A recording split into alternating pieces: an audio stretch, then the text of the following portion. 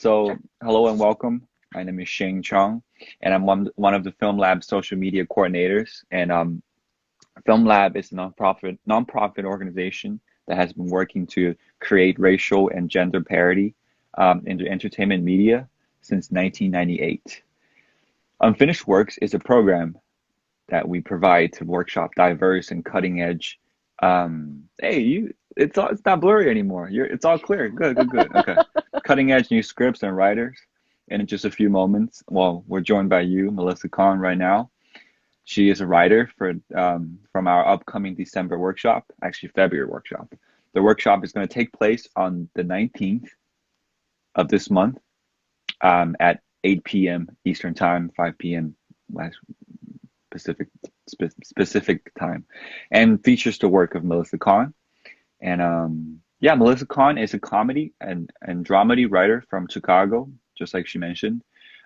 She earned her MFA in writing for the screen and stage from Wow, Northwestern University. I love that school. It's a good school. She focuses on character-driven content filled by humor and hope that is insightful and entertaining. Writing highlights include Wonderful World um, and Don't Worry About It, um, which is a Nicole Fellowship top 15%. She's currently making a proof of concept for Don't Worry About It, and crowdfunding the campaign is on Seed and Spark till February 25th. So feel free to check that out and give Melissa her deserved support. So please welcome Melissa Kahn. Hello. Thank you. Thank you guys for having me. Yeah. Mhm. Um, Tell me about where you're from. I know you're from Chicago and then you grew up there, right? Yeah, I grew up in Yeah. Chicago, and then I ended up going to University of Illinois at Chicago to get my undergrad. I was doing theater, and Mm. then I just went and like started just working the basic 9 to 5.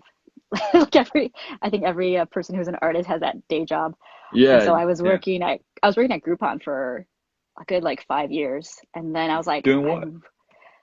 at one point I was doing customer service, and then Uh-huh. the other I was doing like the content of the getaways. So like Okay. all the basic like things you need to know about like your trip. Yeah. I would just Okay. write it. Right. Um, and so I was like super jealous that like I couldn't go on any of those trips. And then I was like, I really love writing because I had been taking like improv classes at Second City, Uh-huh. and Yeah. I took the writing course there too, and I was like, I really love writing more than like performing actually. So let me I don't feel ready yet to go to LA, so let me go to grad school and let me Yeah, get yeah. my bearings. And so that was actually the best thing I could have done for myself was just like, So what kind of writing do you do? Is it mostly comedy? yeah, mostly comedy, dramedy, anything. I think anything I can in like put comedy into, I will Mm. write. I don't think I can ever do anything like super serious or thriller because I Right. want to make like there's a part of me that's like this would be a great place for a joke. So Right, there's right.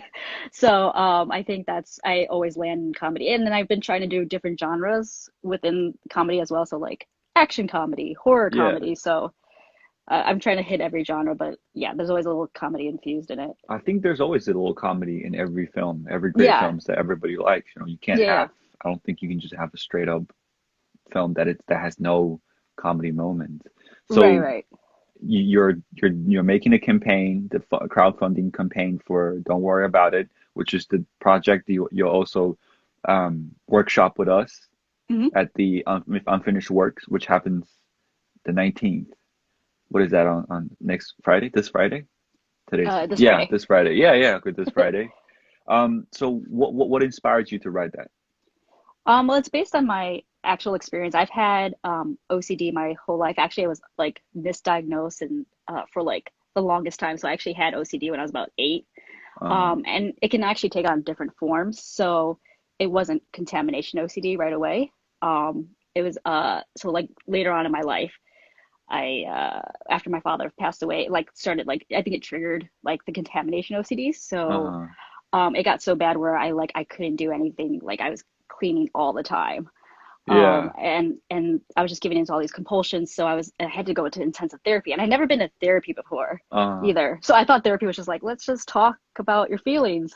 And it yeah. wasn't. I had to do weird things like roll around on the bathroom floor and touch people's shoes and do all these things that like I would never imagine doing in my life. So it was just weird because we took it so seriously, but the things I was Uh-huh. doing was so odd. Uh-huh. But like Right. we were, everyone's like super serious about it because it's like, yeah, it's your mental health, but It's helping you. I think it's geared towards your specific like yeah, exactly, OCDs.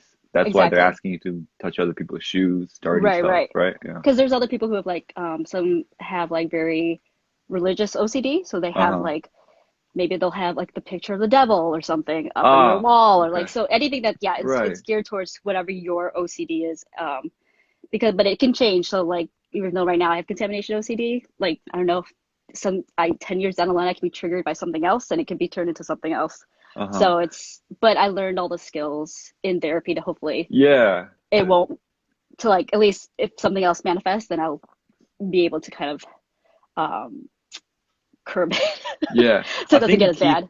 I think the key thing is to be aware of it first, you know. I mean, because Exactly. I went to therapy too, and then the first thing is like you kind of have to you have to be aware of why you're feeling that way. Exactly. Yeah. And then you can once you become aware of okay, well, that's why I do it. Right. You go about, you know, how Right. to improve that or Which is why whatever. writing the film was so cathartic because I actually saw myself Hmm. outside of me. So I was Yeah. like, if this character was doing this, I'm like, that seems so crazy and idiotic. Hmm. Why am I doing it? So Yeah, so that's why it was like it actually helped me like I think progress in therapy because I could see myself as the character that's instead good. of like me all the time. And how does the whole OCD situation go like loop back to your film, with the project you're doing?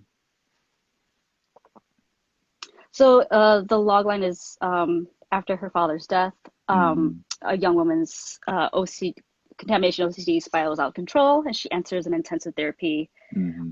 to take back control of her life. I think, like you said, like you have to be very aware of what's causing the issues, and I think with OCD especially, it's about uncertainty and anxiety.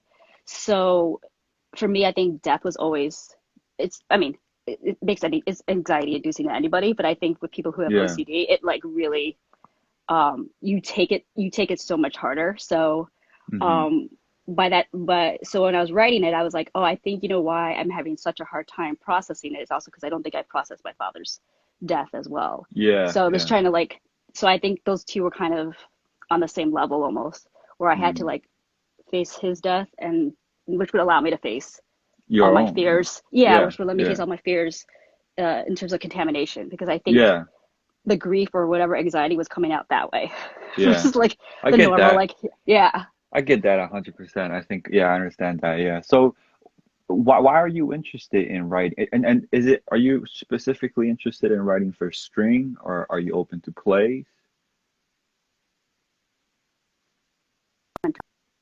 I think I'm more Film, television, okay. like film and Hmm. television a lot more, but I'm not opposed to playwriting. Okay. And what was the first piece of writing that you did, that you finished? I think so. I think little pieces, probably sketches. Uh-huh. So because I took the writing course at Second City, so I wrote like sketches Ah, about yeah.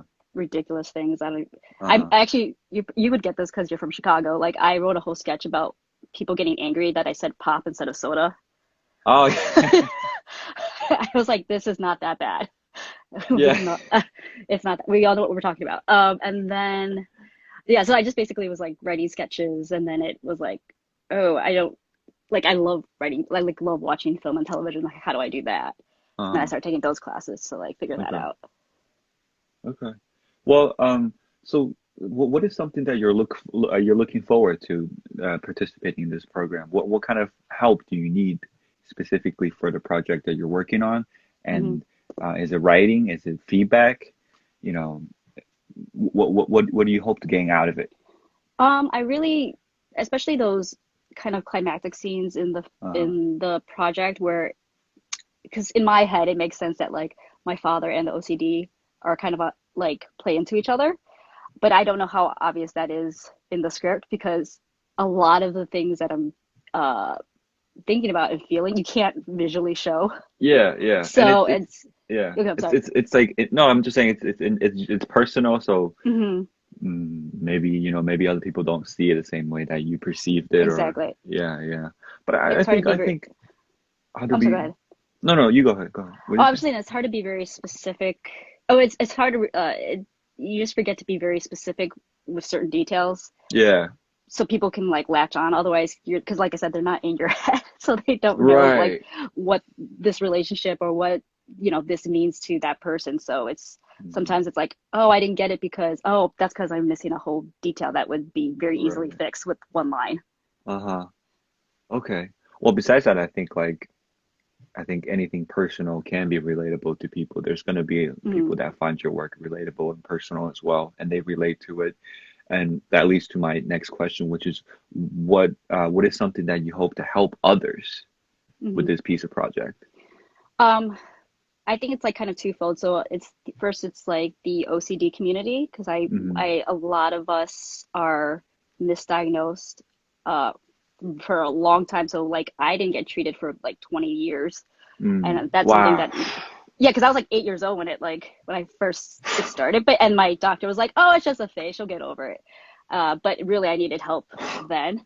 And even some mental health professionals, they don't really understand OCD either. So like um, being OCD doesn't mean you like to just be clean or neat. It actually like it's all these like intrusive thoughts. So when I actually was 8, the OCD was perfectionism. So I would rewrite letters over and over. I would reread sentences until it felt right. And that's not so like I wasn't cleaning anything. So by the time it became a very stereotypical OCD, that's when I finally was able to get help Okay. because it was very clear that I had an Yeah. issue going on. So for us, like first, it's like just kind of bringing uh, OCD awareness because it's really misunderstood and it's often stereotyped. Like a lot of people always go, "I'm so OCD." It's like, no, you're not.